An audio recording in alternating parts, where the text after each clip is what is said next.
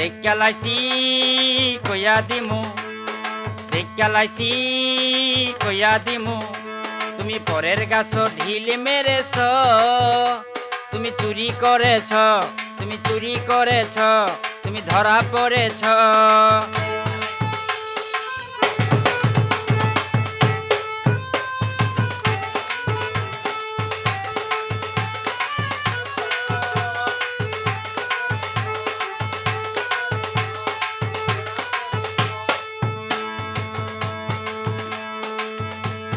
নিজের গাছে ফল থাকিতে কেন অন্যের ফলে লোভ করেছ?